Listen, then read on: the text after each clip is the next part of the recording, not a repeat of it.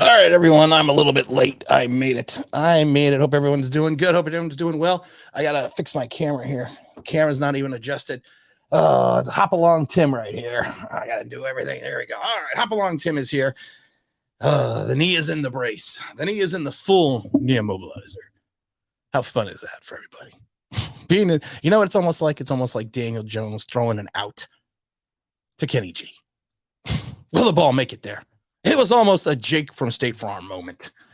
If you haven't seen the pass, go and watch it because you have people blaming. You got people blaming right now, Kenny G for a bad throw by our old buddy Daniel Jones. I mean, if you actually watch the throw, it was a bad throw, 100%. Mike Lee sitting in the room saying, "Smash the like on the way in, smash it, trash it, hit with a hammer and bash it." We got the Irish Rover in the room as well. It's one of those days. We got a training camp session going on today as we also speak. So that's pretty fun. That's pretty interesting. But you know what? The blue and white scrimmage, it was one of those things that it was an up moment. It was a down moment. It was a moment to pause in reference to the offense. It was a moment to pause to look at the defense. Yes, I'm actually doing. I told Mike Lee's like, do the Rice. I actually emailed that to you yesterday, didn't I? Rice, of course, is rest. Rest. I forget what ice is. It's a rest, ice, compression, elevation. So that's an old trick. But you know what? I think the juxtaposition that we saw during the blue and white scrimmage, and I was not able to attend, but I had a lot of people send me videos and send me other information so I could actually see what was going on. And and to be perfectly honest, the offense didn't look terrible at times. The offense didn't look great. Daniel Jones, I believe, started 5 for 12 at one point in time in that first series. Is there cause for concern? And I've been saying this 100 times over and over again. Is there cause for concern that your quarterback is still making the same type of reads and same type of issues and doing these things still in a preseason game? Not even a preseason game, in a planned scrimmage where there's no contact. Yeah, there should be a pause for concern. There should be an issue where you have to look at this and say he was started out 5 for 12. He should have had at least 2 interceptions. One was dropped. And then the second one, it should have been an interception as well. But it's just one of those things that. And then there was a play to Wan'Dale Robinson. And again, if you want to go into it and watch the video, and everyone's crazy. Oh, look at Wan'Dale run! Look at that throw to Wan'Dale Robinson. Darnay, okay. First of all, they were wearing the red jersey, so nobody was hitting the quarterback. Darnay Holmes had a beeline right to Daniel Jones and pulled up. It would have been a sack. It's not going to be. It's not going to be when you're you're sitting there and thinking about it. It's not going to be that. I mean, it would have been a sack. But then people, all they want to do is pontificate about how wonderful the pass was to him, and it's like he wouldn't have gotten the ball out. And that's a pause to me. Again, it's a pause for concern. Mr. Alvarez says first preseason game is Thursday. Jones needs to nut up. Time to nut up or shut up. It's nut up or shut up time. It's inconsistent. You know what? And that's the thing. You know what's funny? I'm gonna stream the preseason game. I'm gonna do the broadcast of the preseason game. This is gonna be Tim with All Live Big Blue, bringing it live from New England. Not live from New England, but I'm gonna broadcast the game. I'm gonna do the play-by-play. I should say. I'm not gonna do the play-by-play on Thursday, which is gonna be difficult because Malik Willis is gonna be playing on Thursday as well. So I'm gonna have to have both. I'm gonna have to have all the TVs on at one point in time.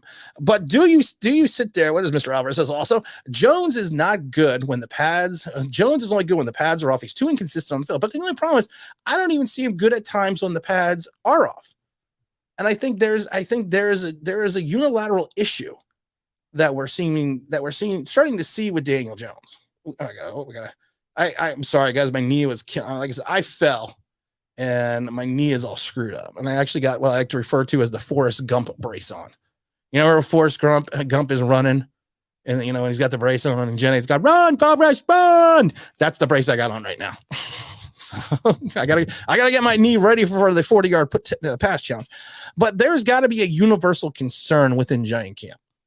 And I loved Dable because they asked how the quarterback play was. And he very, very, very coach speak. Our timing was good. I think everyone's timing was good. Well, what the hell does that mean? Because I watched almost every throw. What's up, Jeff?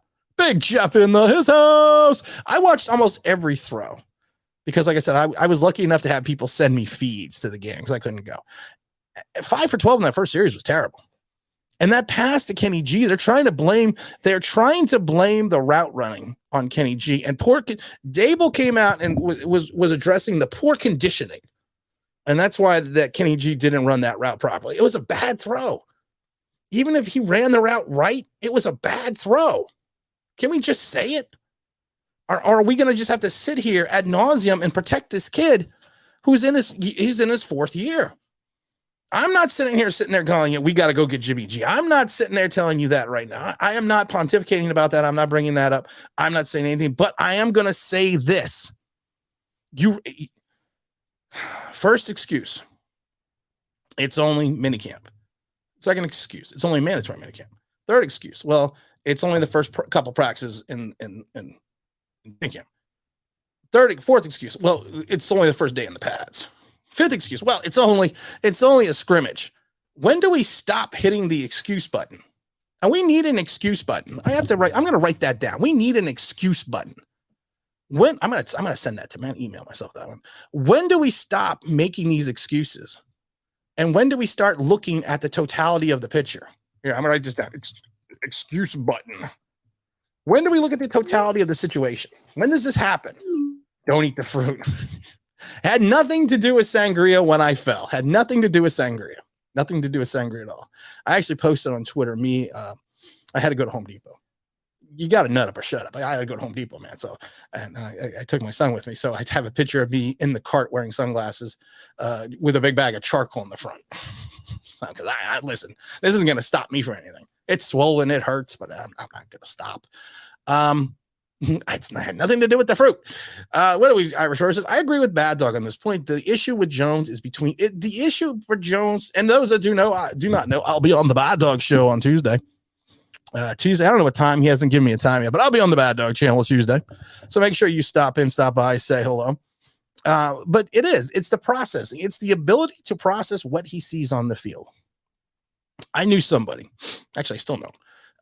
He was a good to average quarterback, and he played for a Division III school, and he probably had the athletic talent to play Division I, but the problem was he had the issue to process between his ears. He looked like a quarterback. And I'm not gonna say NFL quarterbacks, I don't know, but he looked like a quarterback, starting quarterback. And then, in multiple times he would look like that. But when things started getting difficult, when things started getting challenging, when you threw more things at him, he stopped processing the plays. And we've talked about this a million times, and I've talked about this ad nauseum. When you take that step up to a next level, everything's accelerated. But then you hit a point in time where things slow down, and you start processing things. You start recognizing things. And there's a bigger jump from high school to college, and then even a bigger jump. And I don't know that bigger jump from college, high school. College to the pro school, I never was able to do that. I mean, I knew I was never going to be able to do that. But there is even a bigger jump. So the question is, when is he going to figure out that jump? When is he going to figure it out? And I think that, like I said, it's like I said it before, and the people that are old, I mean, the youngins aren't going to set it. The youngins aren't going to understand this analogy, but I'm going to use this analogy. You have people like Patrick Mahomes right now that are running Mac OS Monterey, and you got Daniel Jones running DOS.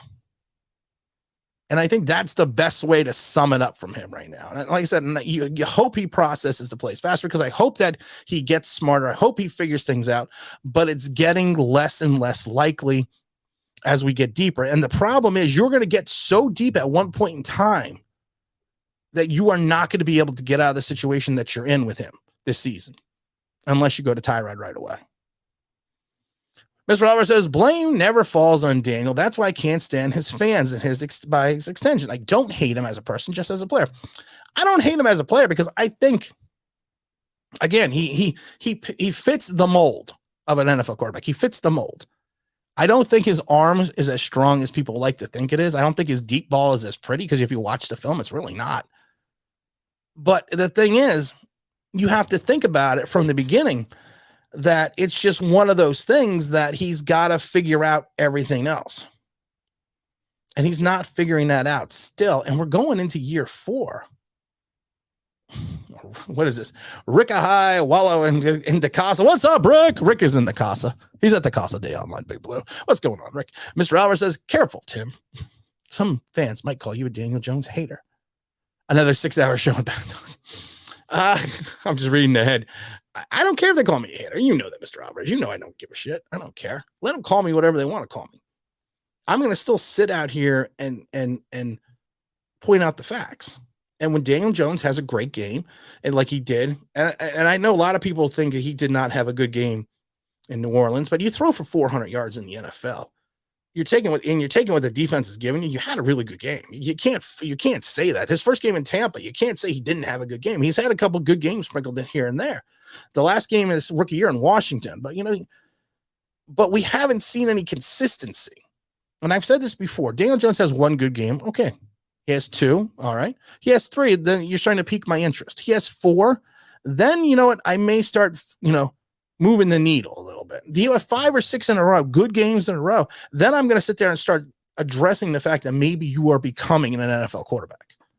But you can't have a good game, a bad game, a bad game, a bad game, a good game, a bad game, an average game. You can't. That's not, there's no consistency. Mike Lee says, DJ is DJ. If he is completely fell on his face, I would be concerned.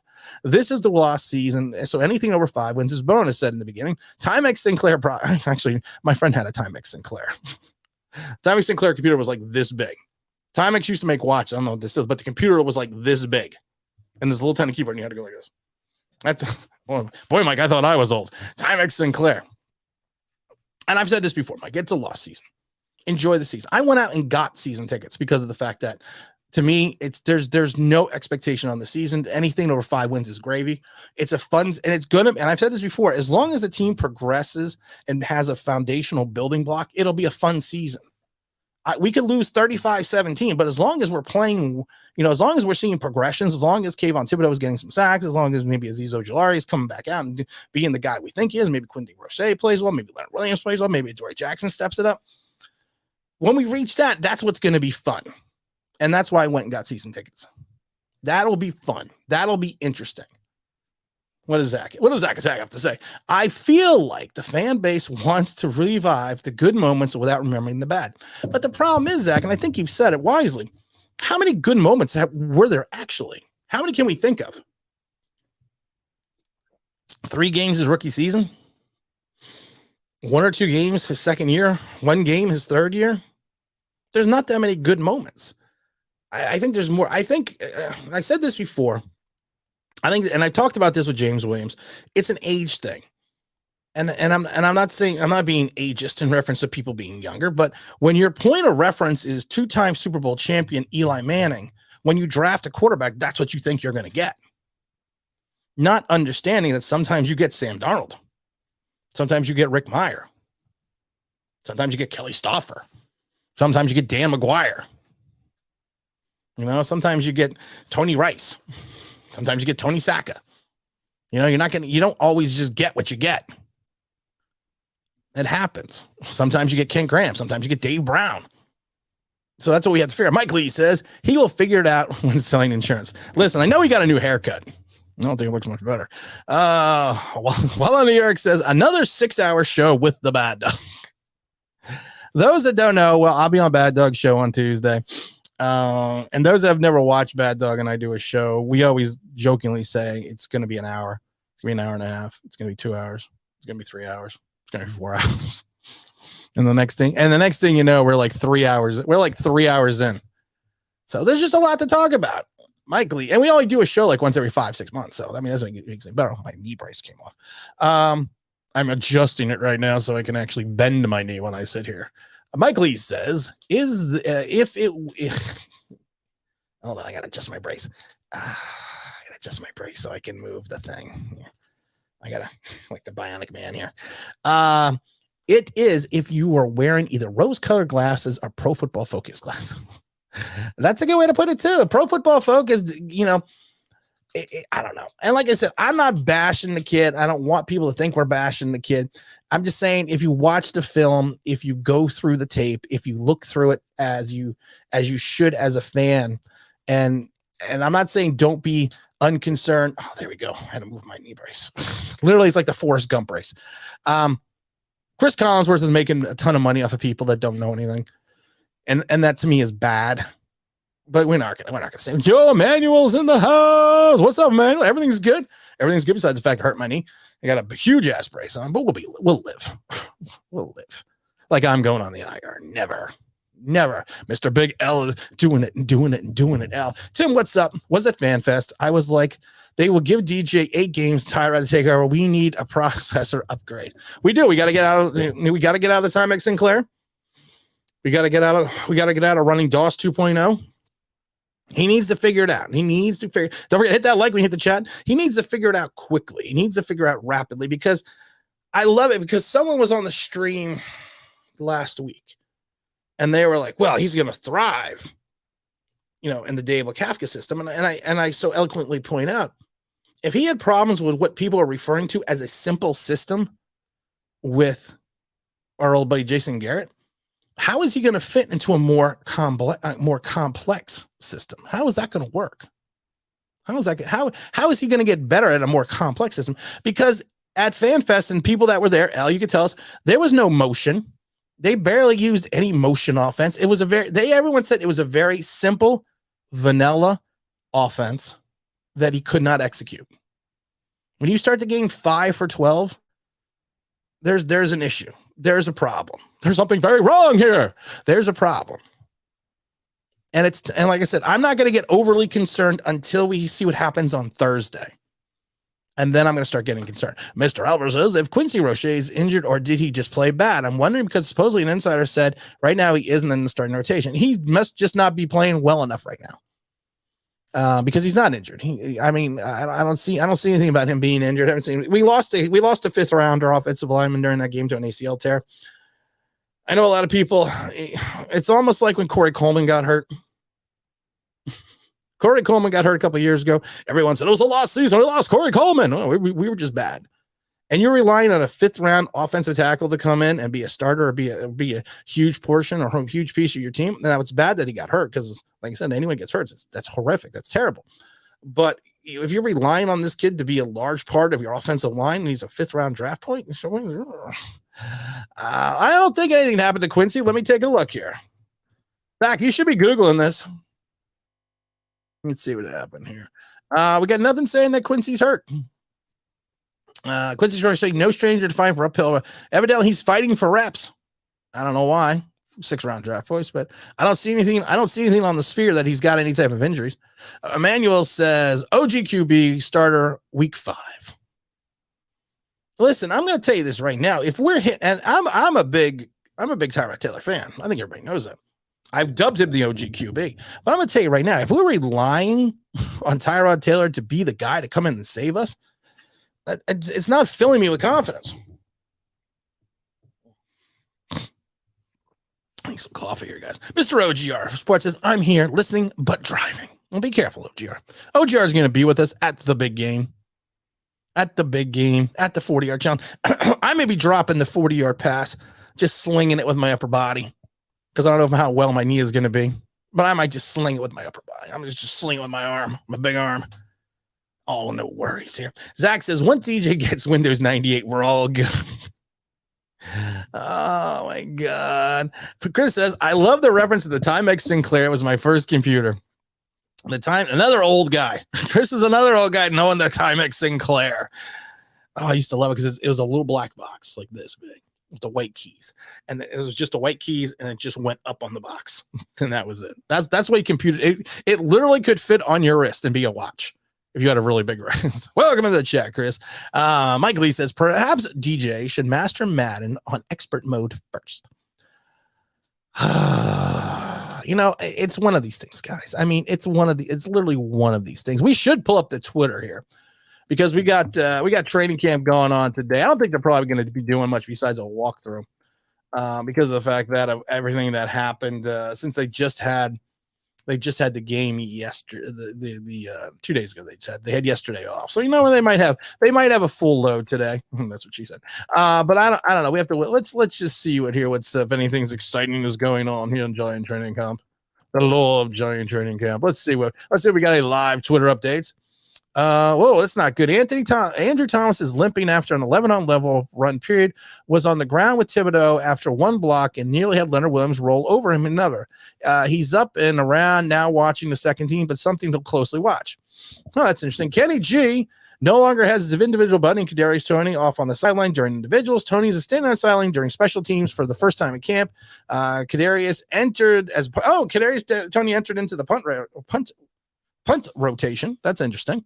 And also we have a new Giants player on the sideline today. Carter Coughlin is off. Let's see. David Sills still is working his way back. Rodarius Williams is out. Ricky Seals-Jones Jr. is out. Robert Foster's and Azeez Ojulari is in the red still. All right. Like I said, I'm not gonna worry about it. I'm not gonna worry about any of that stuff just yet because of the fact that, like I said, it's early. It is the Andrew Thomas thing is something to keep an eye out on. Because we're losing offensive. And I made the comment the other day that potentially this offensive line could be worse than last year's because the fact that you're relying on 4 new starters, Glowinski, who's always hurt, so I mean, not Glowinski, Feliciano was hurt, Glowinski, who almost got benched last year, Andrew Thomas is coming off an injury. And then we're also sitting here wondering about how we're going to have 4 new starters and on the line of 5. So, I mean, that's interesting. Oh, can't Google effectively. Oh, Zach.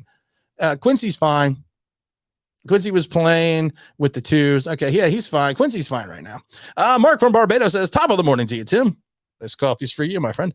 Listening and working. All right, Mike Lee says, week 5 is too early to bring in the OG QB. Is tomorrow too early to bring him in? Zach is on his phone. He can't effectively Google. Let's see. Mike Lee says, I'm guessing to bye week we switch. It makes, what? That's the thing what everything says. Everyone wants to switch it to bye week. And last year when we got rid of Jason Garrett, it wasn't during the bye week. So you know what? Not everything happens during the bye week. It should, but it really depends on the coaching staff. What is Wallow? When New York says DJ has 3 bad games, 1 okay game, which was 1 pre-games. Should we start DJ? I think even if he has 3 bad preseason games in a row, Daniel Jones, let's make sure you hit the like, we hit the chat. I think if he has 3 bad preseason games in a row, I still think they're going to start him. I still think there's going to be some semblance of saying, well, you know what, it's always going to be he's learning a new system, and that's exactly when it's going to be. When the Duck in LA had to learn 3 new systems coming into the pros 3 years in a row, it didn't really not effectively hurt his career. But for some reason, Daniel Jones, that's good. That's going to be Daniel Jones' excuse. So I don't know. Manuel says 4 years in, he still holds the ball and stares down the receiver. Yeah, he did. Pads, that's right. We got no pads today. We got pads on Monday, though. We're running out of padded practices. This will probably be the last padded practice, of course, before the preseason game. This will be the last padded practice before the preseason game. But he still does stare down the receiver. He's still the mad patter with the ball. He still looks inconsistent. There was plays that I was watching on Twitter that you watched him, and I love it because people will be like, that's Danny Dimes dropping dimes to Kadarius Toney in the end zone. And I'm looking at the catch the other day like, that is one hell of a catch. That was a bad throw. And Kadarius Toney made him look good. And like I said, I'm waiting for Kadarius Toney to shine this year. So I'm curious to see what goes on with Kadarius Toney.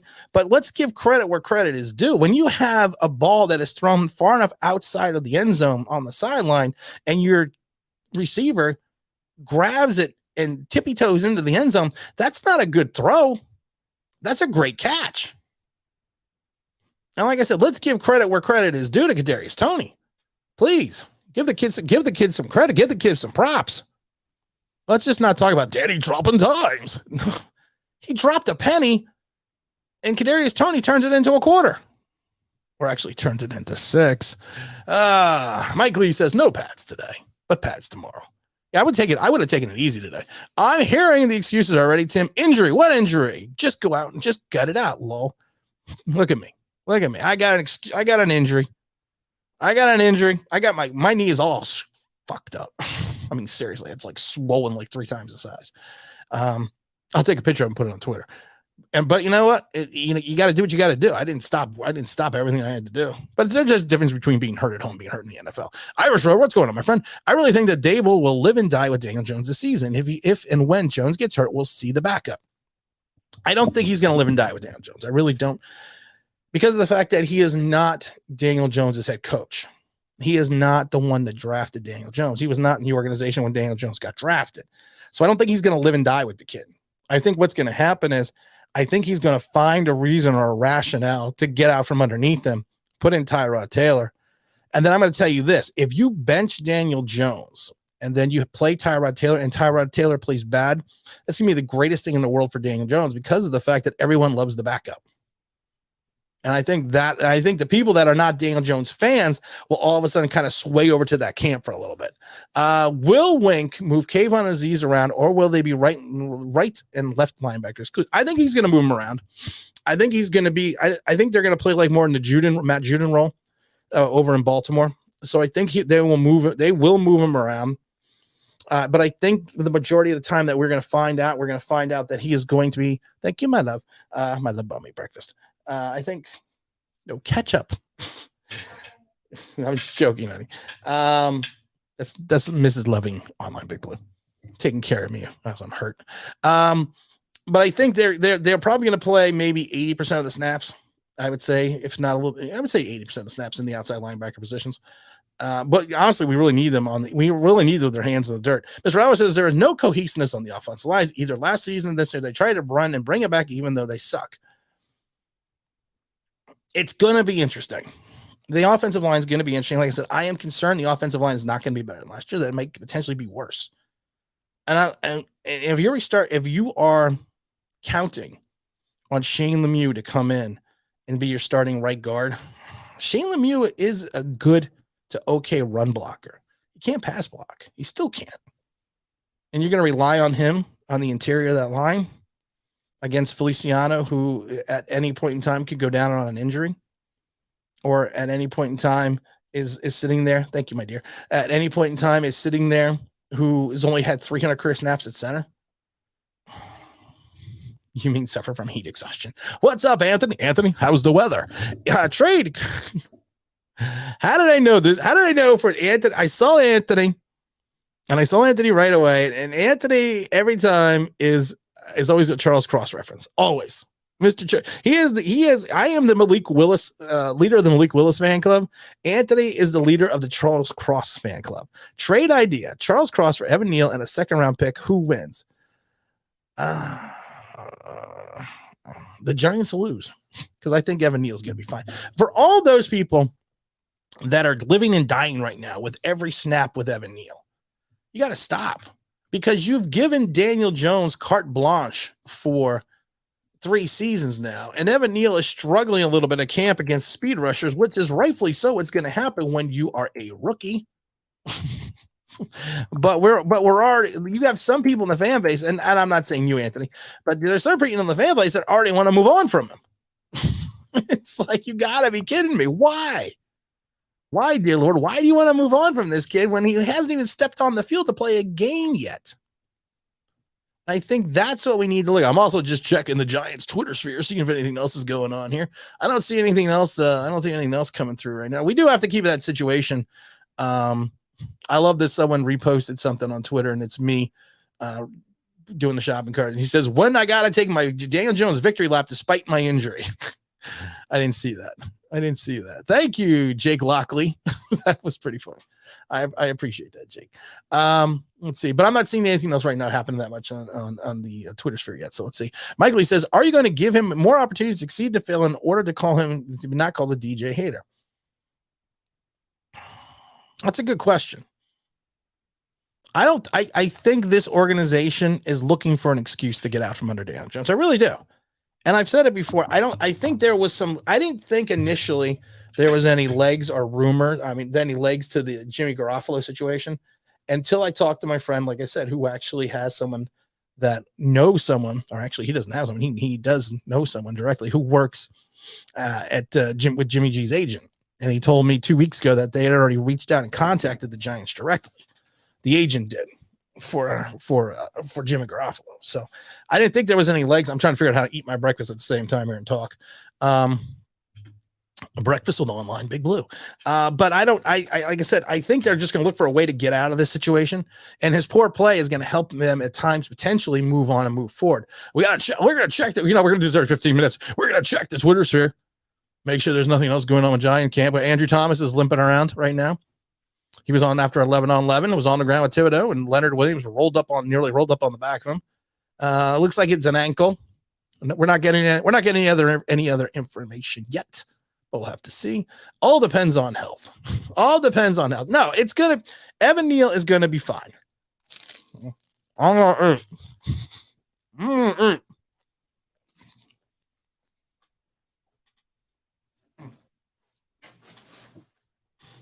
right, now I'm gonna eat. This is ASMR.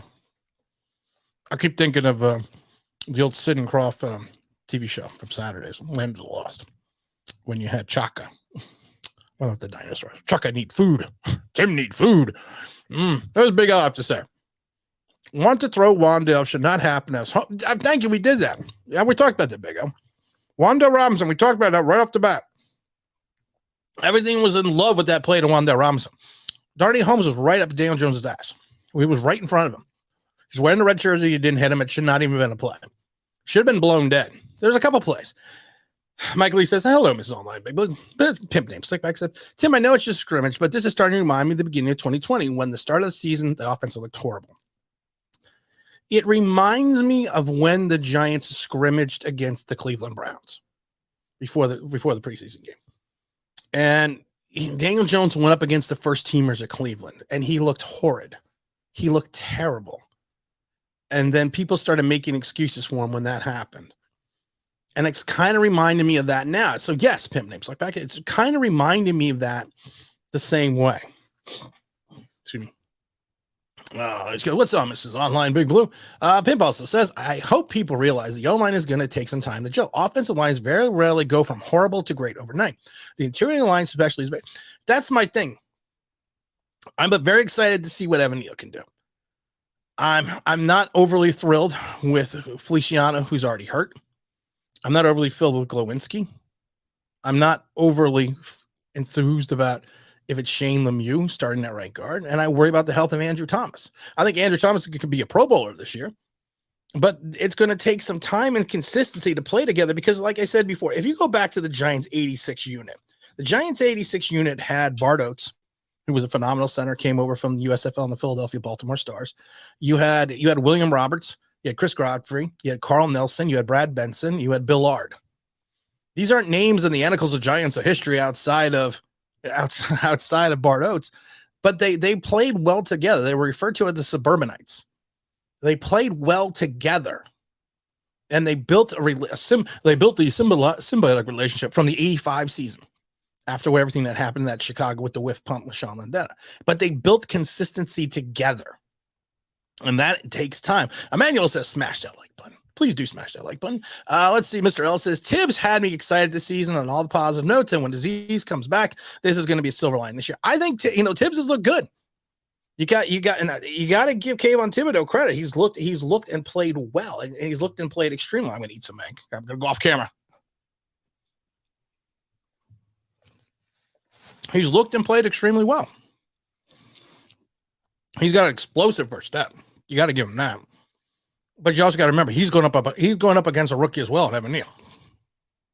And it's easier to be a defensive lineman coming in this league than it is to be a stalwart right or left tackle. So we have to wait and see what happens in game time situations. What does Anthony says? My Neal comment was obviously a joke. I got off work. Have a great Sunday. I'm off to work. Well, good luck. I know the comment was a joke, man.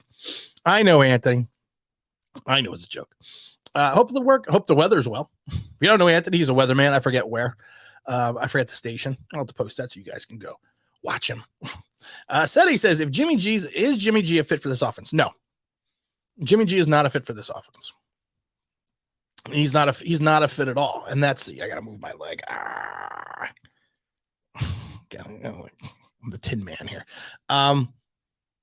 Jimmy G is going to have a higher completion percentage than Daniel Jones. Jimmy G, I believe his career attempts is like only 466 is his top career attempts. He's also always injured. You're going to put him against this offensive line. He might get himself killed at times. So, I mean, he's going to give you a little bit better in the completion percentage. His deep ball is not as, I think him and Daniel Jones' deep ball, I would refer to as average at best. That's why San Francisco is going with Trey Lance, because they want to go deep. So, I mean, he's not a fit. Mr. says Evan Neal played mostly left tackle at college, and even he said to himself he would prefer to play left tackle. Hopefully, we don't get into Orlando Brown situation with this, which is why he wanted right tackle, right side. But he'll be okay. He's gonna be fine. He's gonna adjust the right side. He'll be fine. Evan Neal is gonna be fine. He's just gonna take some time. He's got the talent. He's got it. Like we've talked about with Andrew Thomas. Andrew Thomas had the talent. That first season, I even said it. I thought he was playing with an injury. Go back and watch the videos, because if you watched his step, there was a little hiccup. When he went back into pass protecting, there was a little bounce, a little hiccup in his step. And I said, there's an injury there. There's a problem there. And then he fixed it, and he came back and played well the second year.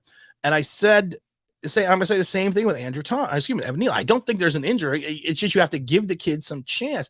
We got I was born in Ohio hurricane. Dropping in the big super chat for the kids. Good morning, everyone. I hope Daniel Jones stubs his toe and Malik Willis demands a trade to the G-Man. You know, Ohio. Why did I ever leave Ohio? I'm going to say this. The Giants' first game of the season, of course, is against the Tennessee Titans. Of course. I'm going to say, I've already predicted this. Ryan Trahan. I watch Ryan Trahan videos with my son. He makes me watch him. It's a blonde-haired kid. Ryan Tannehill, third quarter, goes down with an injury. Giants are winning 17-10 at that time. Malik Willis comes in, who's already starting to cement himself as a second-string quarterback, comes in and beats the Giants 24-17. I've already said book it. Book it right now. Just book it. Just drop it in. Again, thank you for the super chat. All super chats go to the Philadelphia Children's Hospital. Albert, let's see, I already got that one. OMGR says, if you want to give me a chance to pop in, give you a chance to eat. I appreciate that, but I thought you were driving. I can have you drive in a minute. This next offseason, Ms. Pip next week back says, this offseason, we need to go out and sign a veteran center or draft someone in the second round. We had opportunities last year to find a center. Let's double check to see if we got any news on Andrew Thomas here. You know, it's funny. I check when I check on Twitter. When I check on Twitter, you know, I check Pat Leonard, and I know because everyone hates him, but I check on Pat Leonard's site on his Twitter. Oh my God, because he is the necessary evil. But we did need a center. We did need someone to come in. We did need a situation. We needed something that was going to be fruitful enough.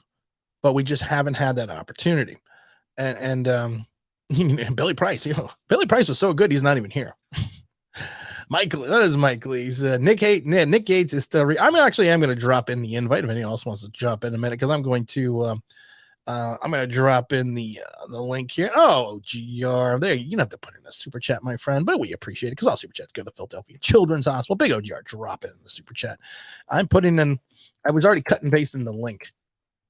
Hey, Mark Stewart. What's going on, Mark? Hope you're doing well.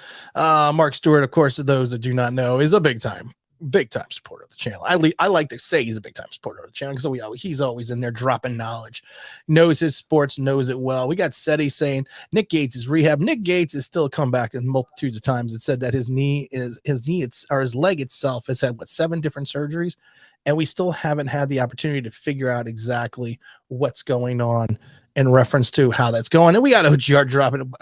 OGR, I'm not going to show the bottle of pills. Take the bottle of pills away. Now I'm going to drop you in. I'm going to bring in the pill popper, also known as OGR Sports, as he's drinking Dunkin' Donuts coffee. All right. Well, first off, the pills are fine. Those are for my finger that got infected.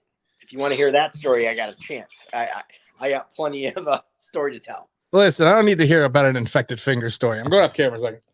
All right. But anyways, that was really good off camera there, Tim. Awesome. You're doing a great job. Keep up the good work. Thank you. So what do you think of Daniel Jones and these issues at the moment? Did you see any of the blue-white scrimmage or any of the highlights? Yeah. I mean, he struggled. I mean, what else do you really want me to say? I mean, to me, it's irrelevant. I think the people that are sitting there and saying, Daniel Jones, I've told hold you that thought a second. Jared, hold the thought a second. So I have to drop in someone else who we haven't seen in a long time, and who I'm always trying to get on the show. I have something here. Mr. Emmanuel. Drop in someone else who we haven't seen. Turn down your volume, Emmanuel. Come on, you know how to do this. Something here. Mr. Emmanuel, turn down your volume. You gotta turn down your volume. I can hear my feedback. Yep, I just did it. There you go. Emmanuel here wearing his Jetsons t-shirt. Yes, sir. Meet George Jetson. I was just asking Mr. OGR here. Did you see Daniel Jones's any of his footage from his blue and white scrimmage?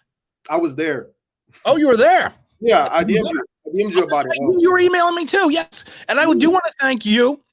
And there's a bunch of other people that were sending me videos and a live stream. That's right. And you were also one of those people. So Emmanuel was one of the people that was right there. Since you have the firsthand knowledge and experience of being there, Yeah. why don't you give us the Emmanuel Reese breakdown of the Daniel Jones party during the blue and white scrimmage? So the first drive, it shouldn't have took too long. It took like 8 minutes for them to get downfield.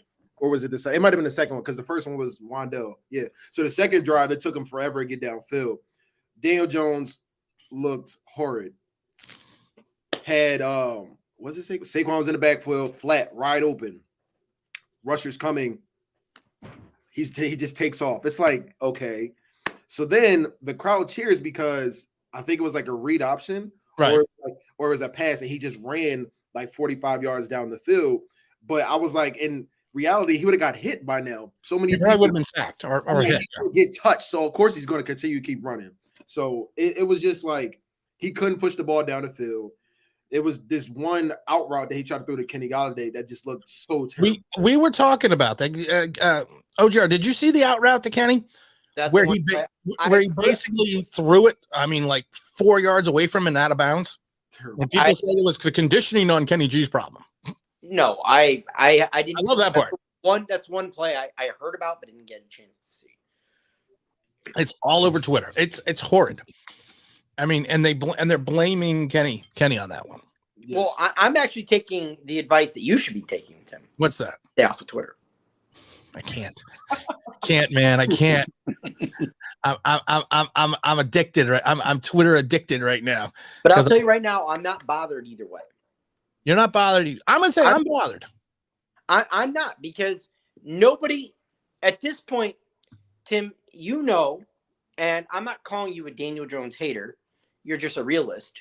Right. You've never thought this kid was ever going to amount to anything anyways. Nope. Still don't. And so why complain about it?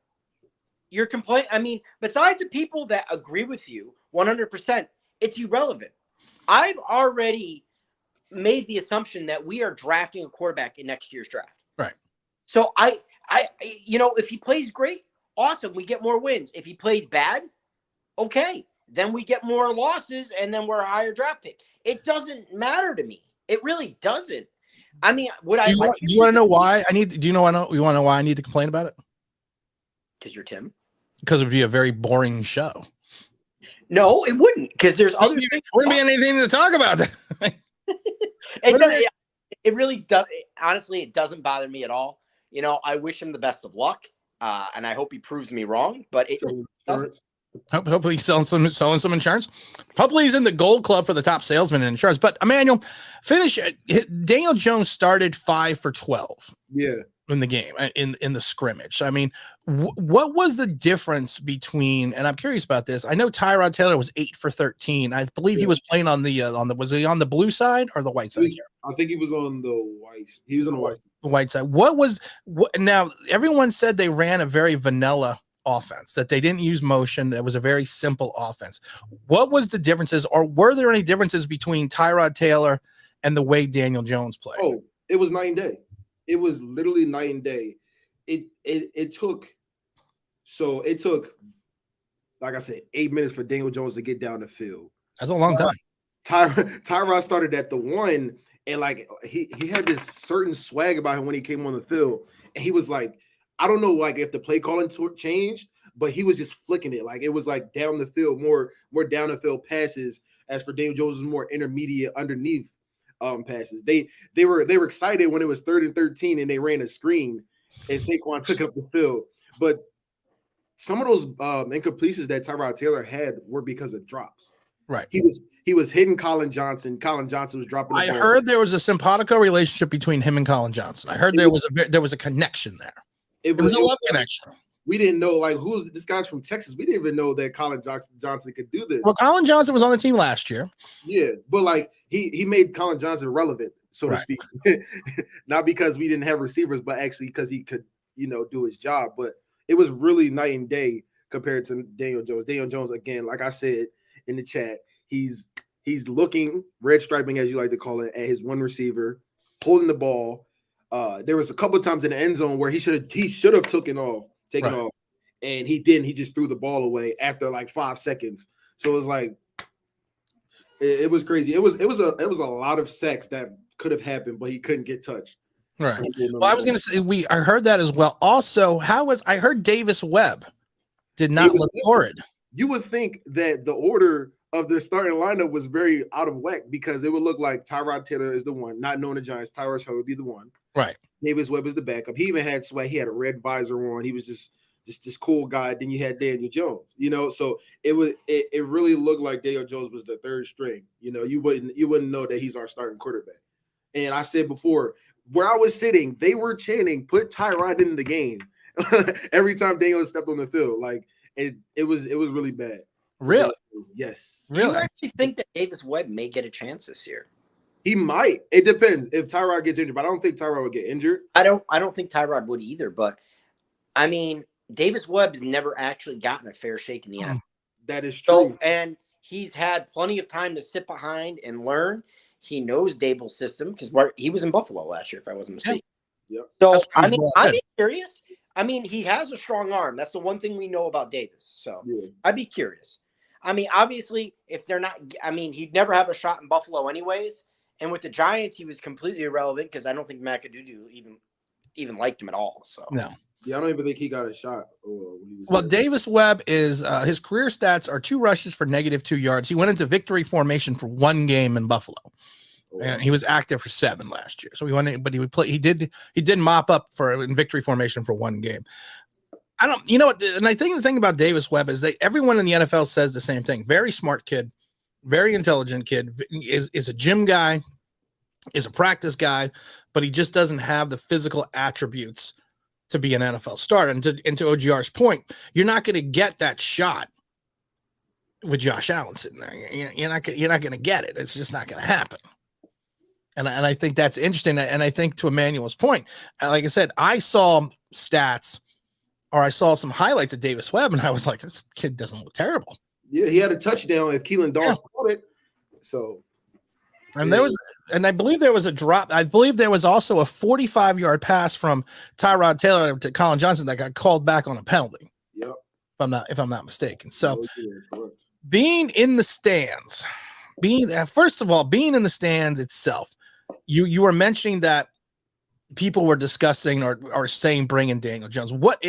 From your vantage point, was there a larger contingent for Daniel Jones, or was there a larger contingent just because they want people to bring in Tyrod Taylor? Because it's kind of like Eli Manning's Daniel Jones's first preseason game. Eli Manning started, and then the crowd went crazy when Daniel Jones came in because it was something different. It was something we hadn't seen in 16 years. Yeah. So, do you think it was more the fact that people are just tired of Daniel Jones, or do you think that people in the stands were more interested in seeing Tyrod come in and play because they want to see him start?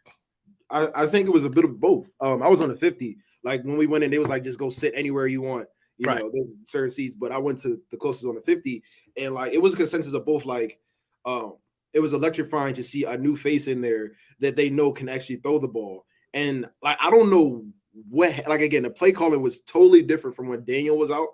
Compared to Davis Webb and Tyrod Taylor. Like it looked vanilla for Daniel Jones, but for Tyrod Taylor and Davis Webb, they were actually pushing the ball down the field. I don't even think that, come to think about it, that Daniel Jones even threw the ball down the field once, if I'm not mistaken. The one pass to Wandale was maybe like a 10-yard, and he made him got missed, and he was off to the races. So it was more so it's a new face. And the plays that are getting, like the throws that they're actually throwing, they can be made. They just have to be caught. So Even Davis Webb was taking shots with Darius Slayton in the end zone on 50-50 balls. You know, Right. of course he missed it, but it's like Daniel Jones wasn't doing that, you know. So I feel like it was vanilla for Daniel Jones when the offensive play call was being called. Let's run through these comments real quick here because I want to make sure anyone that does have a question for either you or OJR gets a chance. Glenn says, believe it or not, if Aaron Rodgers had a wide receiver core, Packers win the Super Bowl. I think the Packers, I think it has to also do more with the defense. Let's see what Edward has to say here. Edwards, I'm not a Daniel Jones hater. I just think it's stupid how some people and Giants fans start to act delusional when Daniel Jones shows flashes here and there, and they think he's a guy. When Daniel Jones did something good, Emmanuel, when he did something well, I mean, was there a pendulum shift in the atmosphere, or was it just like, hey, you know? It was literally like, very unimpressive. Like, yeah, about time. You should have been doing this. And they literally, after the Wandell pass, they're like, it's your last year. It does not matter what you do. Somebody said that next to me. Like, they weren't really impressed. I think they're just tired of it, honestly. They're just tired. We're going to drop in the big old two-toe super chat. Of course, all super chat. Go to the Philadelphia Children's Hospital. Salute to Tim, Jeff, and James. Drop it. It's not James. It's Emmanuel. Drop by the proper respect, slapping them sticky loser boys out the door. Forget about it. Big Tuto in the super chat. If you don't know Tuto, you got to go find him in the comment section because he's always dropping knowledge. He's always dropping some quotes of wisdom. And OJR, I think Mike Lee's got a good question here. Can we put Davis Webb's brain and Tyrod's experience into Daniel Jones to make a quarterback? If you literally thought of that, you had these two guys that, you know, each have their own warts, but each have their own strengths. If we did kind of combine them, I mean, could you make a quarterback out of these two guys that could be better? Well, I know that could be better. That could be better and more competitive than Daniel Jones. Probably, but I have a question. Are we using Daniel Jones' athleticism over Tyrod's? That's a good question, actually. You know what's funny, and I'm going to get killed for it. What else is new? I don't think Daniel Jones is athletic as people make him out to be. No. Because you can go up and get a jump ball. He's 6'5". He's 6'5". Thank you. He's 6'5". Okay, so we'll use Daniel Jones' height. There we go. Okay. And Tyrod's legs. But that's the thing, though. He's 6'5". I've said this a million times. He's like my 76 Oldsmobile. You got to get it going downhill to get it going. But once you got it going, you know, the weight of that car made it run fast. That's Daniel Jones. His acceleration's not there. He takes he's a very long stride quarterback. But, you know, and I kind of think it's interesting. And I know Mike Lee was joking, but Davis Webb evidently is a very intelligent guy. And honestly, I think Tyrod Taylor, if you watch him in some of his Texan games before he got hurt, he's not the Tyrod Taylor he was in Buffalo when they went to the playoffs, but he's still got the skills to be an NFL quarterback. Yeah. And I mean, he's experience on the field. Yeah. As long as he stays away from the needle, like in San Diego when they punctured his lung, as long as he stays away from the doctors, I think we'll all be good. But I mean, would you be shocked, OJ? I mean, would you be stunned if you found out, let's say after week 3, the Giants didn't go to Tyrod, but they say, you know, we're going to give Davis Webb a shot? I wouldn't be surprised. I wouldn't. I mean, I think Davis Webb deserves a shot at the very least. That'd be my attitude there. I think the reason I give it a 4-week period before they cut the cord of Daniel Jones is, if you look at our schedule, we don't play too many good teams, right? Hear me out. You don't have too many good teams you're playing, so we're playing like the Lions. I always get worried when someone says, "Hear me out." I always get concerned when that comment comes in. Right, you know, and Daniel Jones is like literally we're losing to these. Okay, I didn't want to hear him out anymore. Should have told me to hear him. Should have told me to hear him out. I think he fell off his chair. Oh man. No, yeah, man, you'll hear me out. So, and our defense is the way it was looking on the scrimmage. If it's looking like that, they was like, we might have a shot. He might think this. We might have a shot because our schedule is literally the weakest. Right. We just need a competent quarterback, Jimmy Garoppolo. Not wanting Jimmy Garoppolo, but a person who can just manage the offense enough for us to win a few games. You know, we might get one that we're not supposed to. Right. But he's like, we could probably be competitive if Daniel Jones isn't our quarterback. So that's why I say 4 weeks in, you have enough time to analyze who he's going to be that year. Right. Even though we had 4 years of that, but we have 4 games and be like, you know what, he's done. Let's see something else. That's how did the pass rush look? The pass rush was scary. It was scary, and it was just Tibbs out there. It was scary. Oddly enough, King of the Almost Sack was getting back there a lot. Oddly enough. So well, they said the scuttlebutt is that he is probably maybe 10 pounds lighter. And Thomas, so then excuse me, King of the Almost Sack. We'll just call him that, Leonard Williams. I had to click into my brain that he was like almost 10 pounds lighter. Yeah. Does he look lighter? Because like I said, it's hard to tell on when you watch it on TV or on Twitter. I would say he looks it's really hard to tell because when they lose weight, you can lose it anywhere. Right. But to me, he looks a little swifter in those trenches. And like I said, Tibbs was working Evan Neal, of course, but he was giving Thomas. He got Thomas a holding call. I saw he got Evan Neal a holding call. Yeah, he also got Thomas because he played both sides that day. We did play both sides. Yeah, so he was looking pretty good. I'm pretty sure Zimenez got past Neal 1 or 2 times, but that interior was looking a little crazy. If you got beat by O'Shane Zimenez, O'Shane, can you see? We got some problems. Yeah, well, I think it's because they sent Darnay Holmes on the inside and he came off free. Somebody forgot. Yeah, I saw Darnay Holmes was blitzing quite a bit. It looked like from some of the footage. OGR, are you buying anything that Leonard Williams is selling? No. Well, you know what? Don't sugarcoat it. Just tell me, No. Tell us how you really feel. But I'm actually have more questions for Emmanuel because there's guys that I kind of want to know about. Mr. What is it? Andre Williams out of Maine at tight end. He converted to tight end. Mm-hmm. Yeah, I'm curious about him. And then I believe he had a touchdown, didn't he? He did. Yeah. They lined him up in different areas. Actually, they had him on like trips, and then he played the tight end in there. But then they also had him out wide too because he's that versatile. He was the only one. He's the only touchdown caught by Daniel Jones. And how is he looking blocking wise? I don't know how many run plays were going. The blocking, I didn't see him on the blocking because they didn't run to outside too much.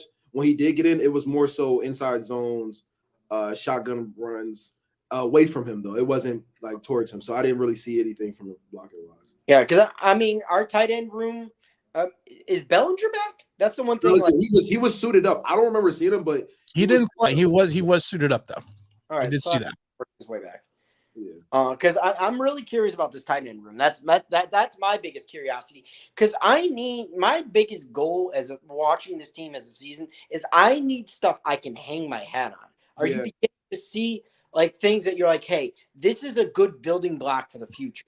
What would you say is a great building block for the future that you can hang your hat on right now early? It doesn't mean to stay that way, but I will say this: our edges are going to be protected. I strongly believe our edges are going to be protected with our twin towers of tackles. Our linebacking core didn't look as bad as I thought it was going to be. I heard Jay Crowder had some issues. Carl Banks even called him out. Yeah, I didn't see that part. I went to the bathroom like halfway through, and I was like, it doesn't matter. They're trash. So you know what? If you go to the bathroom halfway through, why am I sitting there having your comments? Oh my God, Tim. You're supposed to be. You're not supposed to get up and go to the bathroom. You're a sideline reporter. Our sideline reporter doesn't go, oh, look, Daniel Jones is throwing the ball deep. I got to go take a whiz. No, but I honestly thought our linebacking core played pretty well. I think our defense is not going to be like a Patrick Graham-esque, but if our 2 corners on the outside can actually hold up. God, it's not Patrick Graham-esque. No, the first year when they couldn't figure out. Yeah. But I wouldn't be surprised if our defense is like a top 15 type of defense. Like it really looked that good. Wow. But then again, like I said, it could just be the blue and white scrimmage though. It is. First off, it's blue and white scrimmage. 2, it's Daniel Jones as quarterback. Yeah, so I can't put too much into it, but then it's 3, it's probably one of the worst offensive line groups in the NFL now. Oh my God, we gotta acknowledge again the 2-time super chat. Tim, are you going to order the code red? Did you order the code red? I did the job. Did you order the code red? You're goddamn right, I did. God, that's so good. course they did. On DJ, if he screws up again, fumbles the ball, throws an interception. We're going to order the code red. Should we order the code red on Daniel Jones? Should we? I'm not going to order the code, but let's burn through some of these chats, though. I want to make sure we get some people, make sure they got some opportunities. I see some new people in and about here. Let's see what Twin says. If DJ isn't making the cut by the end of the season, Tyrod may start. I think you mean by the end of preseason. That's what I would think. We're going to give a 2 for 2 for Twin. If we're low enough to get a top, do you think this is interesting? And I don't want to talk about quarterbacks. I don't want to talk about Anthony Richardson. I don't want to talk about quarterbacks right now. But do you both think that we will be somewhere enough in this draft next year to get a quarterback? That are we either going to be bad enough or just good enough to fall out of that range to get one of the big three? I think we'll be in the top. I think we will be in the top 10 with 5. If we only have 4 to 5 wins, that's good enough to be in the top 10 in the draft. I got us in the back end of the top 10 though. I got us like our 8, 9, and 10, and at that point, I think the talent there, we might go the guy from Georgia, the cornerback from Georgia, because he's actually, I think he's going to be pretty good. I forget his last name, Ringo, something like that. I mean, I know we don't want to spend another top pick on an offensive lineman, but if you're 8, 9, and 10, that's prime real estate to even trade back at that point. I'm not I could see us dropping back to go get like the top guard prospect or whatever. Well, we have 5 teams that have 2 first-round picks next year. That's a thing too, because we got Philly over here. I still don't believe in Jalen Hurts at all. But if they don't think Jalen Hurts is the guy, they got you have the capital to go out and get a guy. Yeah, I think they got the Saints and their pick, so they could trade up easily. And then Miami just lost one of their first rounders. Yeah, you know what's funny about Miami though? If you watched any of the footage from Miami, Tua actually looks good. Yeah. I saw the scrimmage they had, and he dropped a pass. I mean, he dropped a dime that was like 45 yards on a rope down the middle of the field, and it hit the guy in stride. I was like, okay. It's like, wow. He might just be hitting his stride, but also Tua wasn't like he didn't have receivers like that. He had Jalen Waddle last year, but before that, it wasn't like he had stars that are receiver. He has Tyreek Hill and Jalen Waddle's coming into his own. Then they got the receiver from Dallas, Cedric Wilson, great slot guy. So like they're building pieces around him. They're building a block. Mike Lee says DJ's not athletics. I think you mean DJ's not athletic, but he has the look. See, I think that's what it is. I think DJ looks athletic. Yeah, there's certain people that look the part of the player. They look the part of the player, and I say he's more athletic than like somebody like a Kirk Cousins, if you will. Right. That's not saying much, but I like Kirk. I actually like Kirk Cousins, but you know it's funny. And to this point, those that don't know, I did a video the other day wearing my old shoulder pads. And it was funny though because people are like, well, they're like at one point I didn't even notice you were wearing it, but some people are like, well, you look the part. I'm like, okay, well, I can't play at all, but I look good in shoulder pads, and I wonder sometimes is that just the athletic look of Daniel Jones has certain people, and I'm going to say mainly inside New York, that are convinced that he is a quarterback when everyone outside is looking at him saying, yeah, he may look the part, but he doesn't play the part. Everyone in the league thinks he's not the guy. Right. I don't know what we have in the water in New York. Well, I'm in Jersey, but in New York that they think like he's good. Like I honestly don't understand. Okay, he had the Tampa games, he had the New Orleans games. Name me another game. Oh, Washington is rookie season. They don't count. They are trash. But like name me like somewhere where they were really competitive, because I remember, I forget, was it 2 years ago when we played like the Patriots? We were in that game, but Daniel Jones he lost us that game. I remember him throwing like 2 picks, and it's like, this is the moment where you're supposed to be the guy, not with the Saints, that's 1 in a million type of games where you're going overtime, we get the ball, we score. That's 1 in a million. Like you haven't shown me enough, and it's too late for you to revitalize that. I'm looking here, and I'm still not seeing any news about Andrew Thomas. We should have pulled a Josh Rosen and just cut him. Oh, yeah, we should have pulled a Josh Rosen, but I'm not seeing any Andrew Thomas news. Andrew Thomas got rolled up in practice this morning, so I'm not seeing anything else coming out anywhere. It's funny, after the Andrew Thomas quote by Pat Leonard about him getting rolled up. I laugh because all of Giants Twitter seems to be shut down. I'm checking all the beat writers, and there hasn't really been any comments since that happened. I also have a hot take. I think Wan'Dale Robinson, the way they were using him in the blue and white scrimmage, he's going to have more yards than Tony. Yeah. I think he's going to be the Sterling Shepard of this offense because Sterling's away. Well, I hope he's not the Sterling Shepard because Sterling's always hurt. We got to give the big shout out to Daryl. Too much credit for intelligent because I went to Duke. What? The correlation is not valid. Is there any valid correlation that he went to Duke? That's a smart school. It's also a basketball.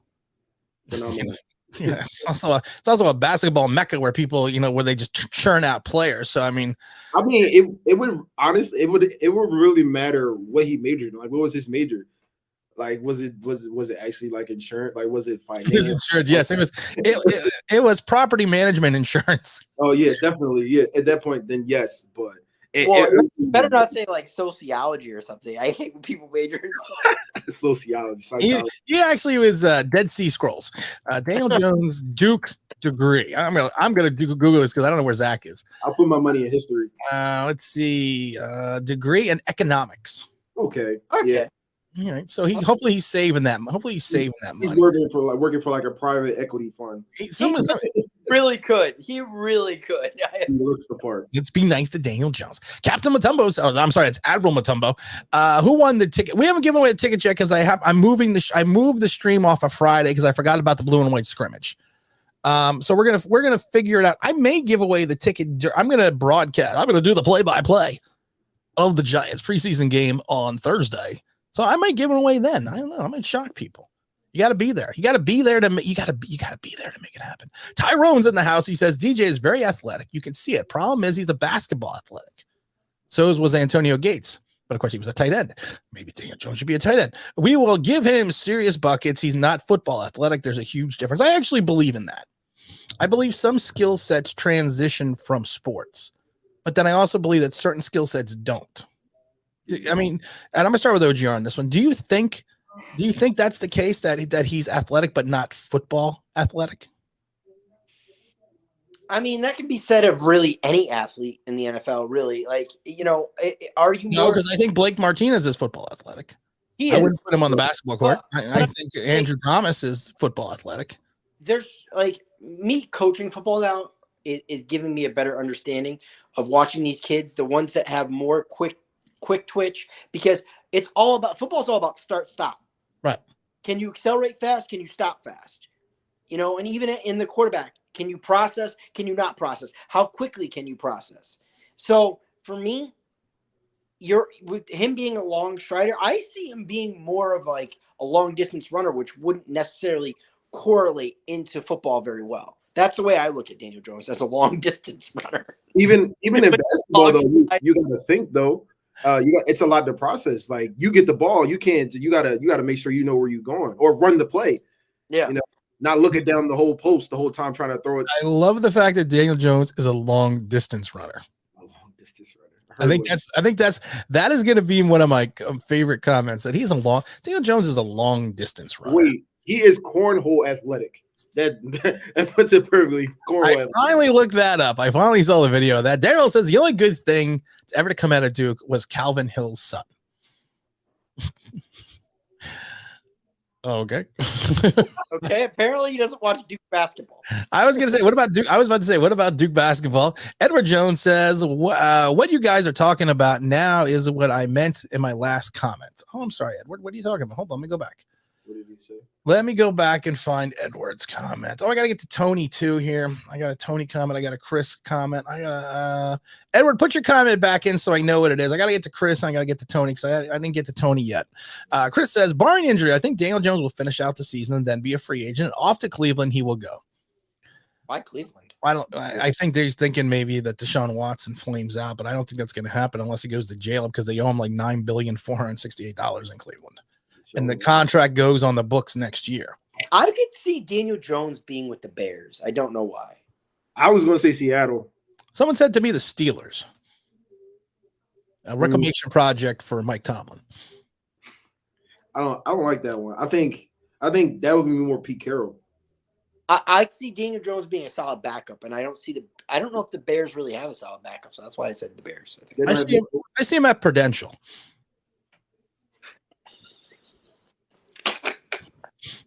What?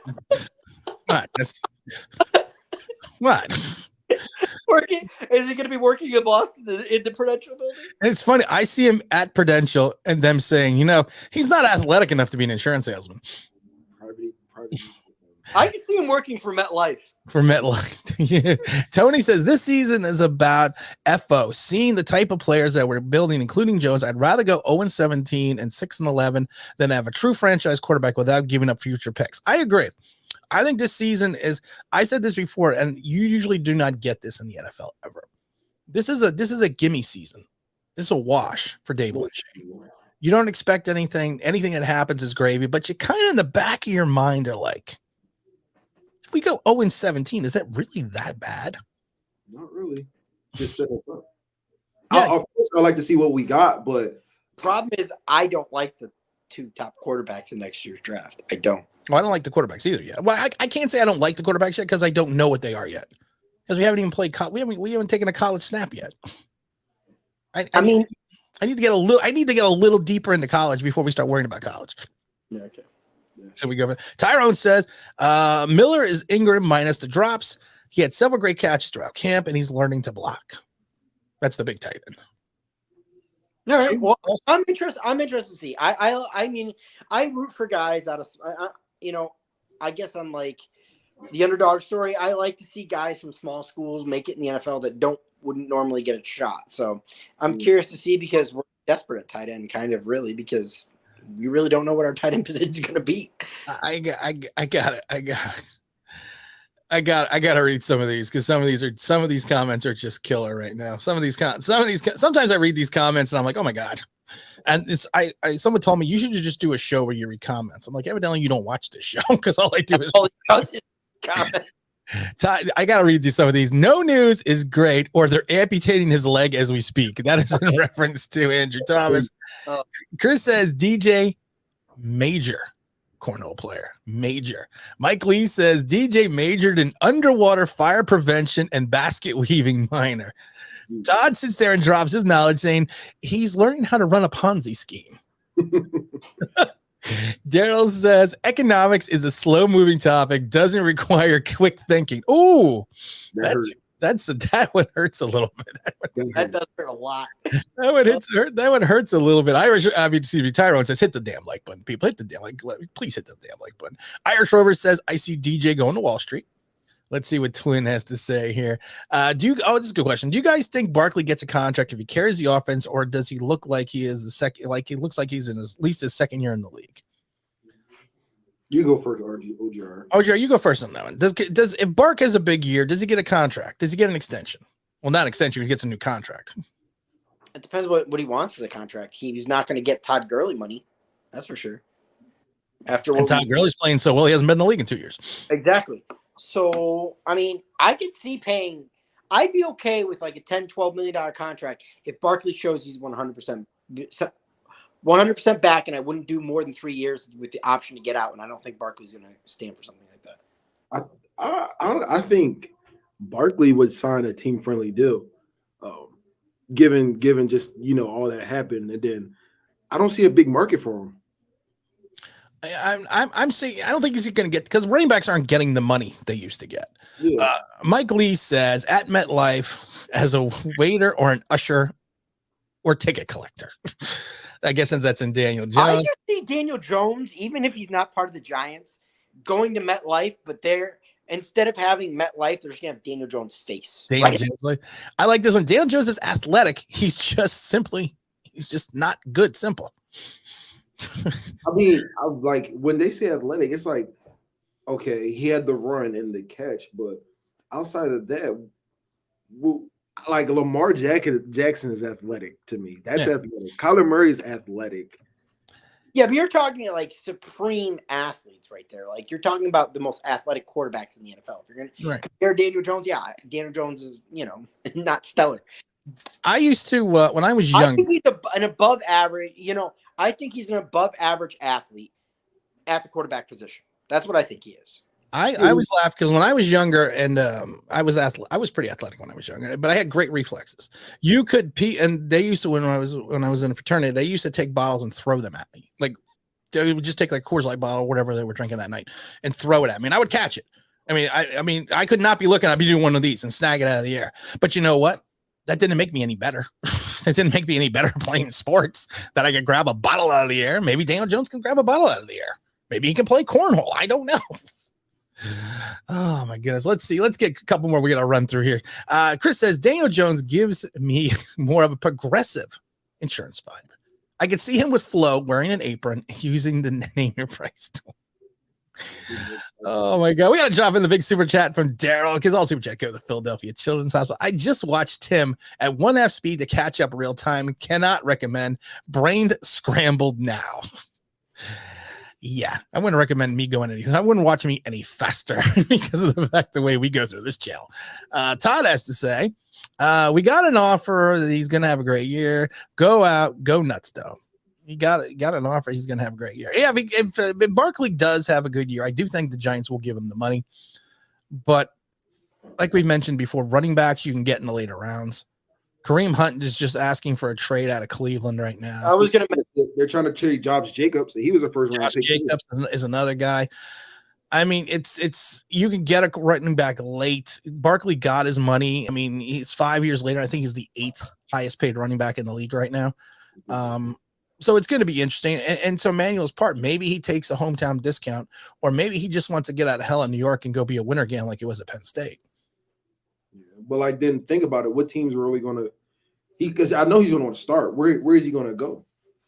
A lot of teams could use a starting running back, especially if Barkley has a good year. If he has a Saquon Barkley-esque year, there'll be a market for Saquon Barkley. Yeah, absolutely.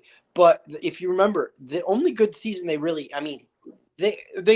Penn State always produces a winning team, but the best year they had was when they went to the Rose Bowl and lost to USC. Right. So, but he still was on a winner. Yeah. But I mean, Penn State, that's the one thing about being a Penn State fan. We're always on the cusp, and then we always blow it. We always have that one surprise loss, like Michigan State or whatever. But I can go on a rant, but I won't. Evidently Andrew Thomas has not missed a single rep since the injury. All right, that's good. Since the thing. So he's fine. Evidently Andrew Thomas is fine. He's back. He's playing well. They did not amputate his leg. So we don't have to worry about it. There was no amputation of the leg of Andrew Thomas. He's back and playing well. Body frame he is. Dude probably would be a great volleyball player. Ooh, volleyball player. Yeah. I could see that too. Or a basketball. I don't think you need some quick twitch muscles. You've got to be able to jump. I'm not impressed with Daniel Jones' jumping ability. Did you see that catch he had? Big deal. Did you see that? I'm pretty sure I had one of those catches in practice yesterday with some of the kids. Oh, goodness gracious. I'm going to lock my leg in here. I'm going to lock my leg in. You guys talk for a second. I lock my brace. Oh, man. I didn't. Wait, you guys are supposed to talk now. I'm laughing, Tim. I'm sorry. I gotta lock my brace in. Oh, God. Oh, my God. Listen, you ever have a bad knee like this, and then you can come and talk to me. I know. Shut up. Do y'all think that what's his name? Dexter Lawrence will get a contract from us? I don't think so. No. I think he's gone. DTs are easy to find. They really are. You can get them way later in the rounds. I mean, if DJ Davidson pans out to be anything, you know, he's more of the filler that Andrew Thomas. Dexter Lawrence wants to be. That's actually a good question, Emmanuel. Where was Dexter Lawrence lining up? Mostly at nose or no? It was so the way they had it set up most of the time, it was the edges, Leonard, and Dex in the middle. So but they were just the two down linemen. Like everybody else is standing up.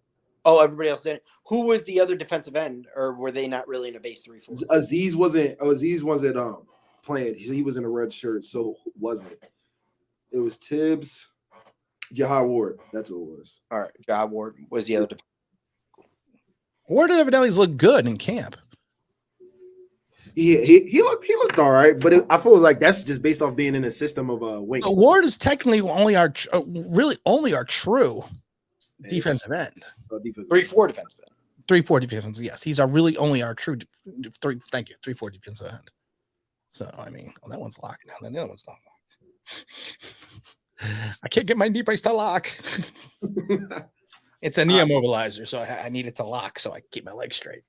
And honestly, I see Kenny Galladay not being on the team after this season. Well, I think contractually, unless they figure something out, he's still probably going to be on the team. Leonard Williams, they can get out more of. There we go. Isn't this his last year? Leonard Williams last year? I think it might be Leonard Williams' last year. They still going to owe him a chunk of cash.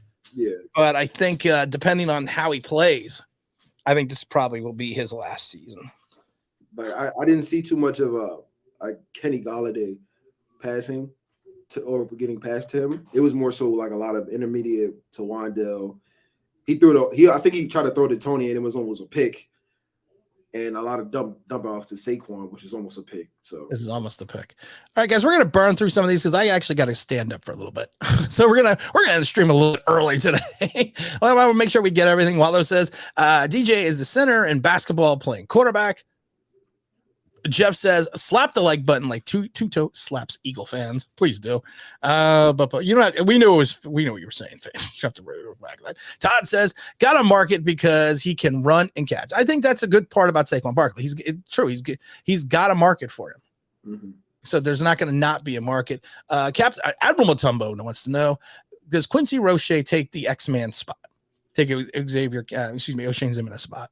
Quincy wasn't playing on the second team. It was more so O'Shane actually playing on the second team. So yeah, well, I've been seeing that Quincy's been getting. I was looking it up. I've been seeing he's been getting a lot of second team reps. Yeah, it was more getting a lot of first team reps. It was more O'Shane on was it Saturday or Friday? Yeah. I imagine they were rotating. So they had obviously you said that what's his face wasn't on the field, but Aziz, but Tibbs, and then who were the other guys they were rotating in? Ward, I seen O'Shane. Quincy came in with the third string, and then who? I don't remember after those two. The other third team player. I'm trying to think. I don't remember even seeing Ellerson Smith out there. No, I think about it. I don't remember seeing him out there. What about Carter Coughlin? I mean, I think they shifted him inside. So he was inside. He was inside on the third team. Yeah. Now we got another comment that says Andrew Thomas has hurt his ankle again. I see another post on Twitter now that he hurt his ankle. The party, or? And we got another one. The ankle. Andrew Thomas tweaked his ankle. Hopefully, nothing serious, but damn, he's not going to catch a break. Is Andrew Thomas fine? He hurt his ankle again. What's going on? Is anything serious? Hopefully he's okay. Definitely on the blocking. Yeah, it looks like he tweaked his ankle again. You would think that the Giants would have taken him out. If they were keeping him in, obviously it's not that curious. It's more of a sprained ankle. Yeah, but still a sprained ankle is a sprained ankle. A sprained ankle is a sprained ankle. Like I sprained mine like 2 or 3 weeks ago, and a couple times since then I've like re-aggravated it. Sprained ankles, like you think your sprained ankle's fine, and then it gives away again. And then we have practice is just wrapped up now. Thomas finished practice, but clearly needs to manage the ankle. That's what he's saying. Kadarius Toney was held out at 11-on-11 today for the third time in 9 practices, coming off off-season procedure. Even Dable has emphasized conditioning today. Dable's been emphasizing what condition, but problem is, I don't think it's a conditioning issue. I think injuries are not a conditioning issue. No, I don't think it is either. Especially a knee injury. It's not a conditioning issue. I just don't like the fact that I already said that we were going to lose at least 2 to 3 guys in camp before the season even started. And I hate the fact that we lost a rookie. Right. If not more. I talked about that earlier. We lost Marcus, but my thing is if you're relying on a 5th round draft choice to come in and be a vital part of your offensive line, you got offensive line problems. Definitely. You're right, but you need to have you need to be able to have a clear output seeing what's going to go forward, because I'm curious to see, next year we're definitely going to need a stalwart at center. You're either going to get that in the draft or free agency. What are you doing at the 2 guard positions? Because I don't see anything clear cut at the guard positions right now. We know we have our right tackle and our left tackle. That's it. Yeah, you're right. All right, let's burn through these last ones because I got to get out of here. Chris says he's getting a big deal. Edward says, let's see. I saw one good year we had when Ben Dadudu as our coach and went to the playoffs. Was he a fluke year? Even though Eli did have our best quarterback, Jones is a disaster. Yeah, Jones is a disaster. Wilby says, sorry, OGR, but hail to Pitt. Starting my freshman season there in 2 weeks. That's a slam to those guys that wear the blue in Penn State. Yeah, well, Penn State, I'm pretty sure, leads the all-time back and forth. So I was gonna make a Joe Paterno comment, but I actually stopped myself. Bobby D says Dexter's having a kind of average guy the past few years. Unfortunately, I agree. I'm not a big thing. Tuto says you please requesting James Williams on the panel. No, Tuto, we would, but I gotta wrap this up because I gotta stand up and walk around for a little bit. Tyrone says, okay, OG. Now you're talking crap. That must be OGR. Jones can actually jump. He's a very good at basketball player, terrible football player, like I said, but he's athletic. Oh, Tyrone, you make me smile. Cortez Smith says, before we start franchising tag anyone, give AT at least 10 years, 75 million in the offseason. No, you just hurt his ankle again. Chris says, if Barkley balls out, I get 4 years, 48, 36 guaranteed with avoidable year 4. That actually, I think would be. I'll take that. That would be a fair contract for the Giants. I would take that. But I think that would also be a fair contract for Saquon Barkley with his history. Yeah. That's actually, you know what? I would take that. With the amount of cap space that we have and what we buy, a little more than 10 million a year. It's like 12. That's 12. It would be 12, but the thing is, you have to figure out what would be bonus money, what the average salary would be, and then having an avoidable 4th year. You're on a 3-year deal, and by the time you hit year 3, even with the 36 guaranteed, if a lot of it's tied into money, you could probably have like a dead cap number of like 5-6 million if you get rid of him. I'm just hoping that he has a decent offensive line to run behind, and right now I just don't see it in the interior. Wolfie wants to know who's been more impressive, Wandale or Tony. You got to go with Wandale because of the fact that Tony's missed, as I just read, multiple practices. He's only practiced 4 times out of 9, so I'm going to go Wandale. Jesus, that's not saying much. It's the Sebastian of negativity. It's almost 12 o'clock. We're going to end this, guys, because I got to run upstairs and do a bunch of things and ice my knee. I got to rest, ice, compression, elevate. You should have one of those one of those ones where you actually have like you would if you were getting a surgery, but it actually keeps the knee cool. You know, that they wrap it and then like it's funny. We had one of those, and what it does is wraps around your entire knee, and there's like it's like a bucket almost. Not a bucket, it's like a cooler. And what it does is it circulates the cold water throughout your entire knee, around the entire. We had one of those. I can't find it. Yeah. Listen, I was lucky I found my knee immobilizer. I mean, I got so many damn knee braces. Oh, we got to get these last 2 chats in real quick here. Before they still can franchise Saquon twice, they need to. Yeah, that's true too. We can also franchise them twice. But the second time, we wouldn't want to do it. We could do it the one time. Look how long is DJ's the man next year. I could care less, period. I could care less too. Let's see. Logic's fine. I said, Logic, we're actually heading out. Leonard Williams says, a.k.a. King of the Almost Sack, was franchise tag. No one on this team rightly deserves franchise tags. Protection over emotion and blind hope. And then he says, hello, Big Tim. Hello, GR. Hello, everyone. That's Emmanuel. For people who don't know. We got last one here from Irish Rover saying, I think Shane will continue to blow up this team this year. He'll have more money and no one is safe. I agree. I've already said this before. If you are on this roster, if your roster spot's from 46 to 53, don't rest when that final day of camp comes around. Because I think this team I think the Giants are going to sign at least 6 to 7 guys off other people's roster for this active roster. That's actually probably going to be one of the most exciting times. That's probably more surprising, more telling than free agency even was. Yeah. All right, guys, we're gonna blow out here because I got some things to do. Gonna be on with the Bad Dog on Tuesday. I don't know what time it is, but I'll announce that. We're gonna do I'm doing the play-by-play on Thursday for the Giants-Pats game, so that's gonna be fun. Got a lot of big shows coming on, a lot of big funs. We got OGR Sports in the house. We got Amanda Risa, who was nice enough to stop by, who was at the Blue and White scrimmage, gave us his expert analyst and opinion. I appreciate everyone that hung out for the last hour and a half. Usually we go about 2 hours, but I can't keep sitting in this chair. So you know what? I'm as happy. You know what? We're gonna close it out for everyone. Hello,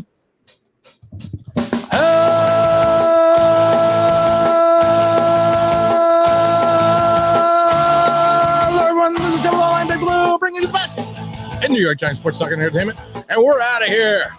Thank you.